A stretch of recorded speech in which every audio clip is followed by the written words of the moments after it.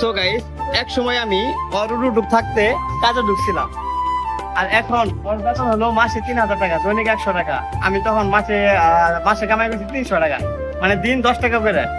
হ্যাঁ, এক সময় আমি কামাই করছি দিন 10 টাকা, মাসে 300 টাকা। আর এখন ও দিন কামাই করতেছে 100 টাকা, মাসে 3,000 টাকা। তাহলে ওর ভবিষ্যৎটা কি হতে পারে একবার আসলে চিন্তা করে।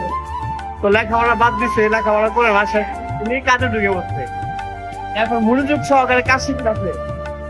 তো এখন যদি দিন 100 টাকা পায়, তো আপনি 5 বছর পরে উনি কয় টাকা পাইতে পারে আপনি একবার চিন্তা করে দেখেন। ওর ভবিষ্যৎটা কিন্তু উজ্জ্বল।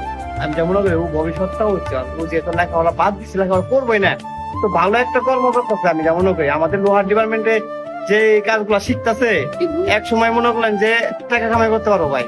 কিন্তু বললাম তো কষ্ট করে যদি চালিয়ে যা, কষ্ট করে যদি চালিয়ে যায়, এক সময় মনে করেন যে ওর টাকা, ভালো টাকা ইনকাম করতে পারবে ইনশাআল্লাহ।